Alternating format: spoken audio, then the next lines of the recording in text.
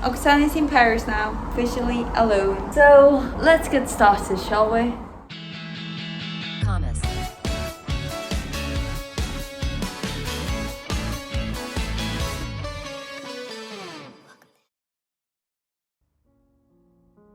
Have you ever asked yourself, am I normal? Have you ever just felt like a weird blob, feeling like you don't fit in? But what is normal? How does being normal look like? And most importantly, who has the power to decide what normal is? Today, we all want to feel or be normal. We seek validation from others, waiting to see if they see us as normal. Society has taken it upon itself to define what normal looks like and what it is.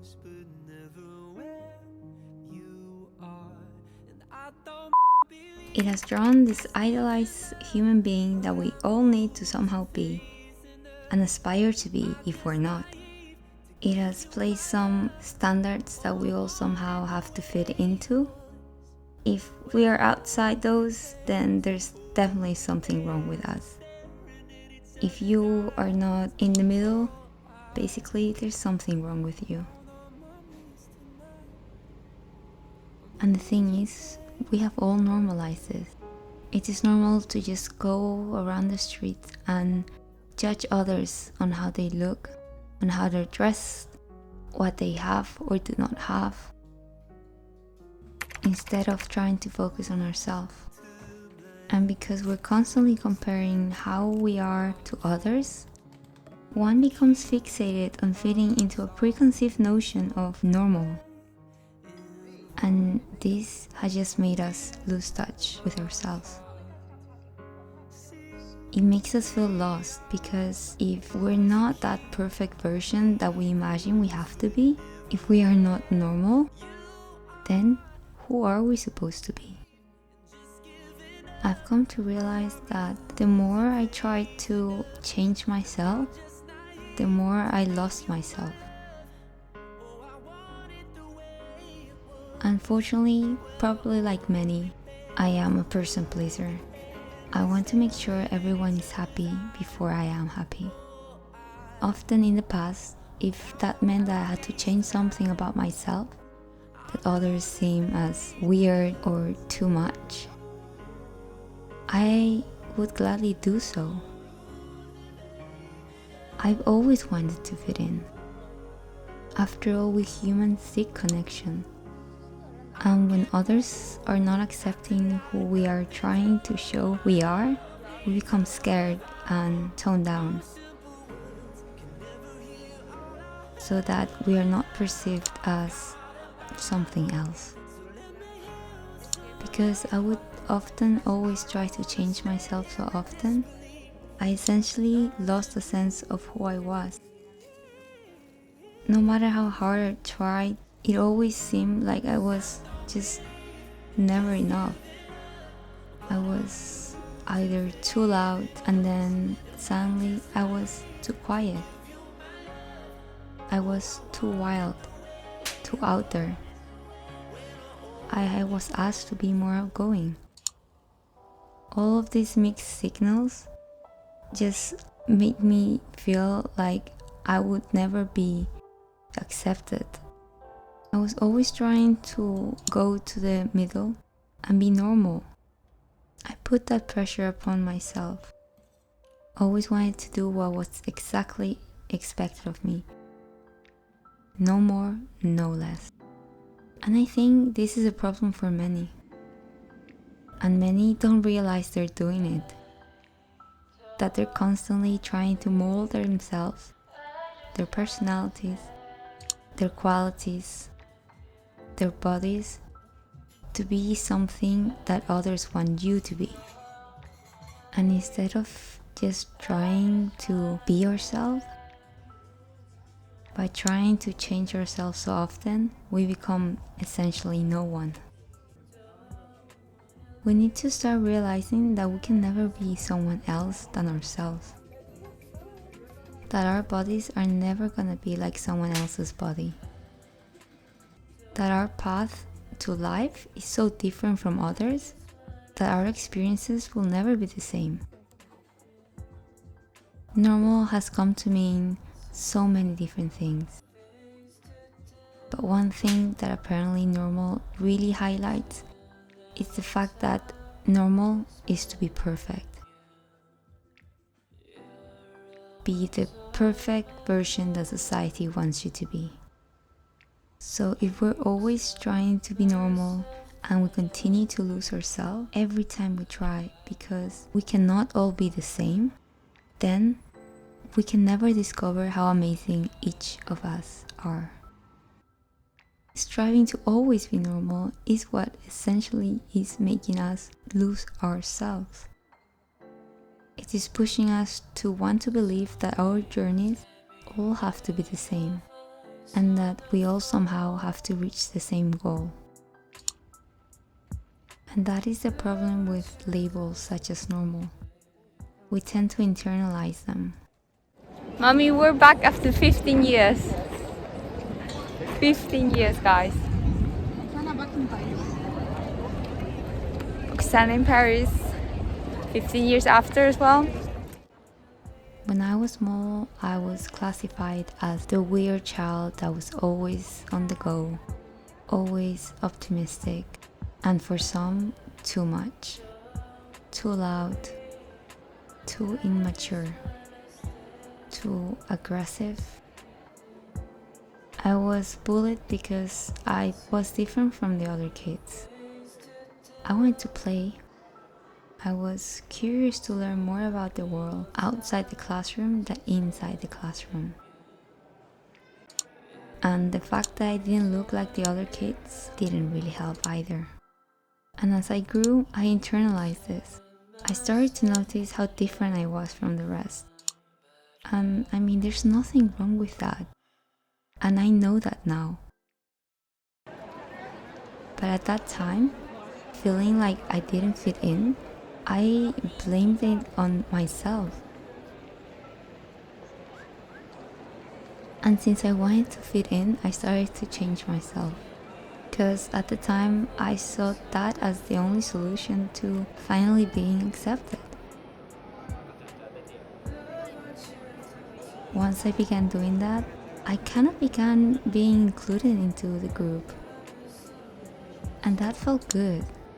That validation that now I was somehow more normal than before only showed me that changing myself was the right thing to do. Suddenly, I became the people I wanted to be around with. And I was thrown labels like smart and studious, kind, peaceful to be around with. And all of this just made me feel finally like I was normal. That I was enough now. But the thing is, since I wasn't being true to myself, it was energy draining. In order to keep it up, I had to make sure I studied for hours. And I didn't know why it was so much harder for me to sit down and get things done when others could do it in an hour or less. When others could get their homework done in 20 minutes or less, I was struggling to even go on with the first exercise. And in the end, I would be sitting there for an hour or more trying to figure it out by myself. I was told that I was smart, so if I was smart, I should figure it out by myself, right? It is the normal thing to do after all. And all of this just made me even more afraid to show who I was, because I felt like if I showed my struggles, my weaknesses, my flaws, I was again not gonna be accepted. I was again gonna be seen as a weird girl. And I never told anyone, not even my closest friends. Because again, I was scared that then they would also leave me. Even though I was the most myself that I felt I was at the time around them. But I've come to realize slowly that. The problem was that I've never felt like I'm enough. So I wanted to be someone else in order to be enough. And I think many of us try to do that. We aspire to be so many people at once. The reason is not because we want to be better ourselves, but because we want to be someone else. And we're afraid to show that who we are is already so much more wonderful than that person we are trying to mold ourselves to be. The thing is, guys, everyone else is taken. That space is filled. But you know what role is free to take up? The role of being you. Here's a simple reminder that you are enough and you have always been enough due to the fact that you exist. And you have nothing to prove to anybody, and that includes you as well. Eating perfectly for 24 hours or exercising every day does not determine your worth. Getting A's in every test and going to all the parties says nothing about how wonderful your other qualities are. Asking for help more than others doesn't mean you are less than them. Society makes it seem like we have to do certain things in a certain way. If we do X and Y, then surely Z will happen. But guess what? Humans are naturally flawed. As someone who does politics and has to read a lot of articles about philosophers and their views on human nature, one thing they all agree on is that humans are flawed. Economics assumes that humans are rational. But we all know that deep down we are mostly irrational. We tend to think with our heart before we think with our brain. And there's nothing wrong with that. In the end, it's all about finding a balance between listening to what you're passionate about and sometimes listening to reason and slowing yourself down before you go in too deep.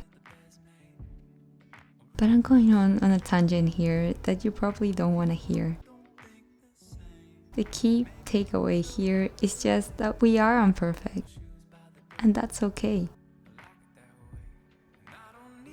Once we start to accept this, I think we can begin to see that our uniqueness is what should be synonym for normal.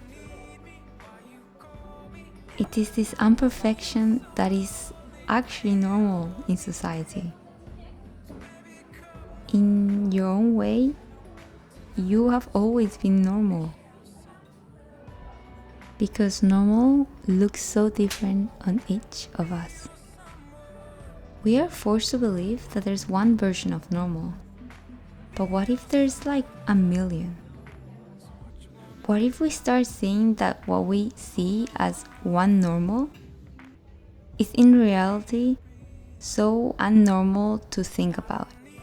With this in mind, then if we don't know what normal really is, what normal really looks like, then in a sense, aren't we all normal?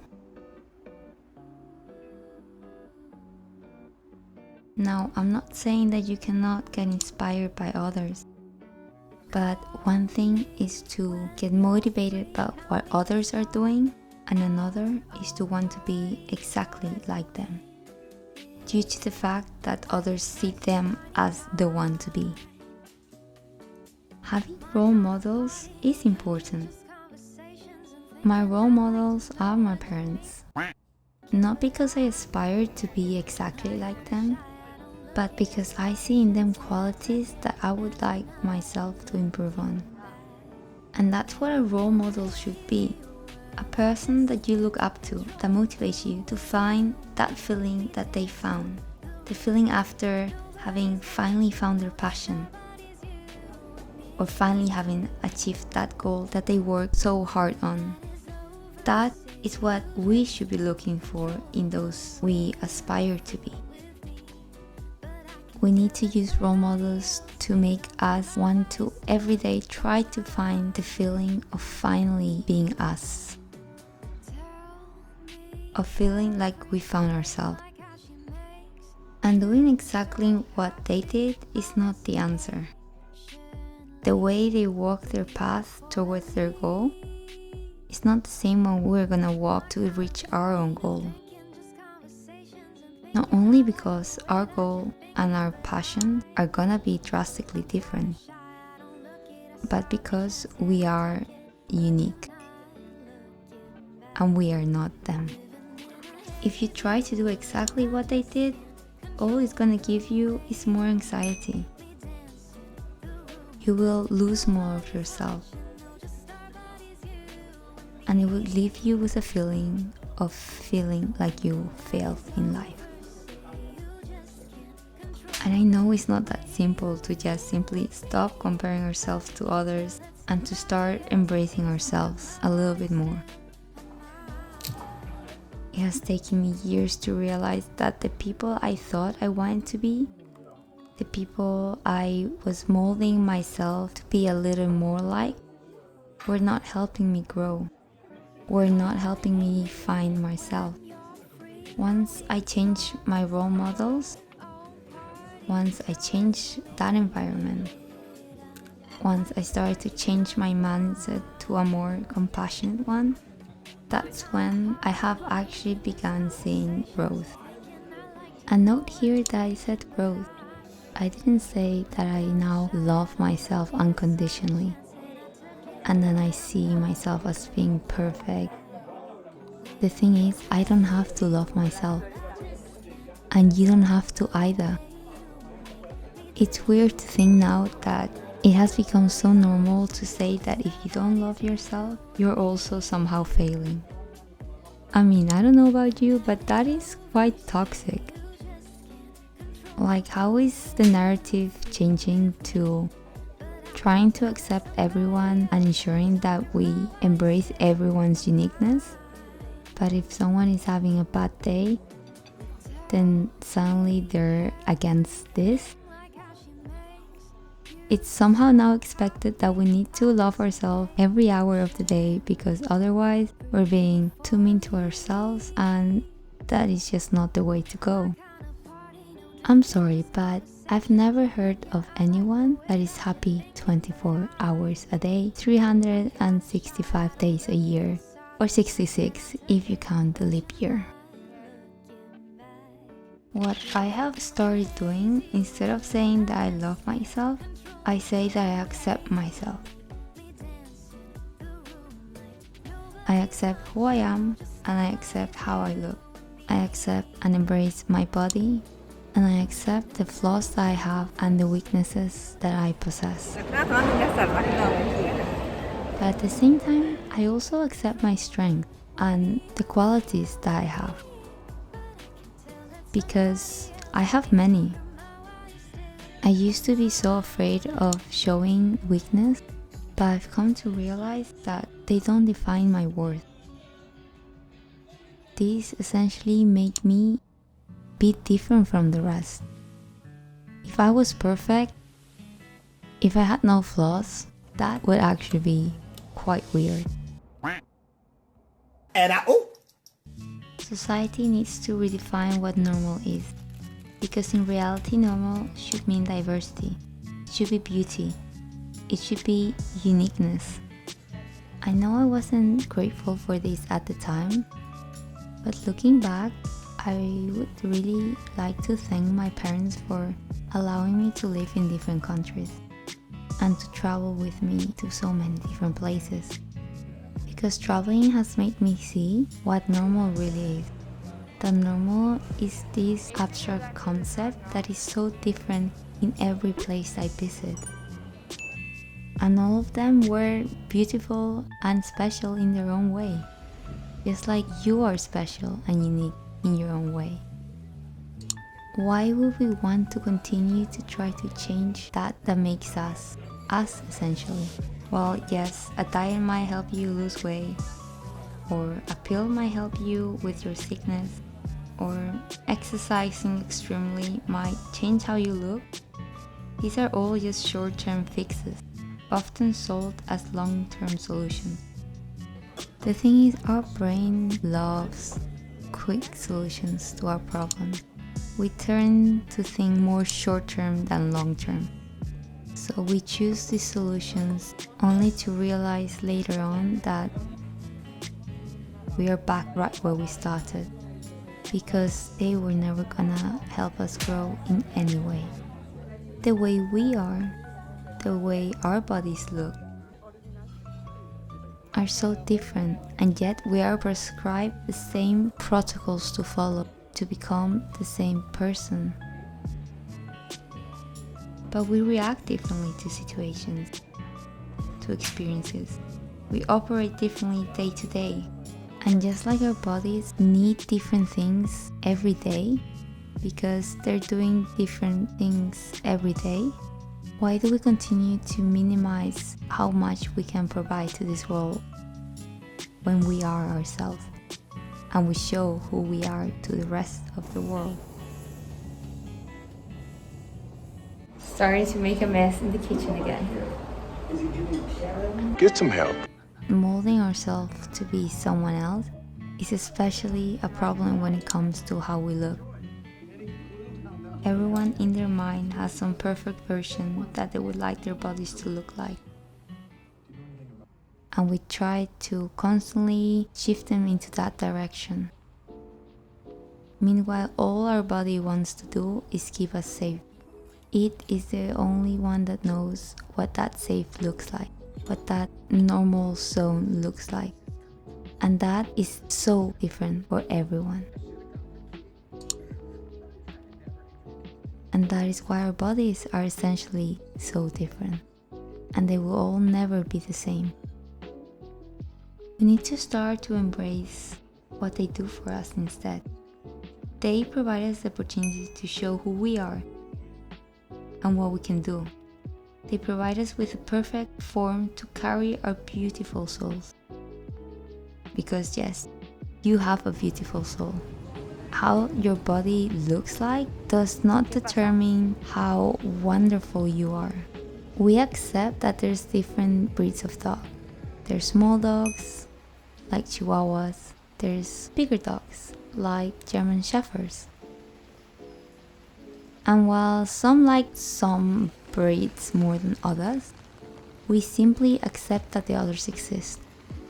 And I'm also pretty sure that no one is trying to turn a Chihuahua into a German Shepherd. If you have to take anything away from this video, is this. The only thing in life that is actually normal is change. We change from kids to teenagers, from teenagers to adults. Our bodies are constantly experiencing change. We are constantly exposed to different experiences that continue to shape us in different ways. We move around a lot and get to see different things that in the end change who we are. So truly, to be normal is to be moldable, to be flexible, to be different. It took me many years to see that once I start to show who I am, I actually start feeling normal. The more I've started to embrace all my uniqueness, the more I've started to show myself to others, the more I've grown, the more normal I feel, because I am trying to find myself and I'm picking up the pieces that make me along the way. So if you want to start knowing who you are and stop feeling lost, and rediscover who you are meant to be, then start showing what you think you are. And slowly let life shape you. Allow it to just happen. Be in the moment. See what you can learn from it.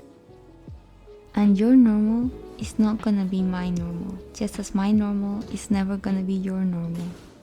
But we can all always still support each other to find that balance, to to find ourselves. Because guys, who you want to be has always been right in front of you. So let's begin embracing our flaws and accepting that we are imperfect, and that is perfectly normal. Let's begin to see uniqueness as what defines our normal. And remember, you are enough, you are perfect, and you are normal, because you are the best version of yourself today. Tomorrow, who knows? You decide what version you want to be every day by staying true to yourself and knowing that no matter what you do, your worth is not determined from what society sees as normal. All you need to do is take that very first baby step. In the end, one baby step after another makes you start walking towards the path to finding who you are. Now it's official. I'm alone. I'm all by myself. They ask you how you are, you just have to say that you're fine when you're not really fine. And this means that Adulting Diaries Part 2 has officially begun now. We have to get back into figuring out how to be an adult in a new city. This is gonna be very exciting. Let's see what life has in store for us. Hopefully only good things.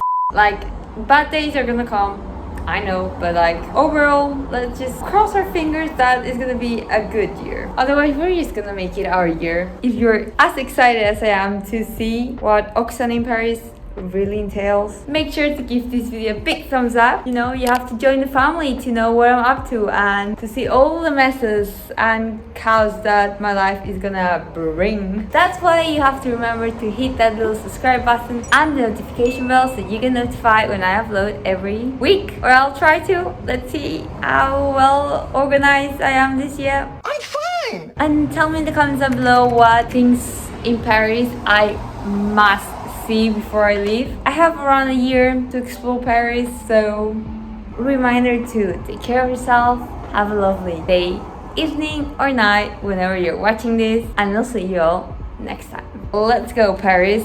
Oksana is here and she's ready to be turned French, I guess.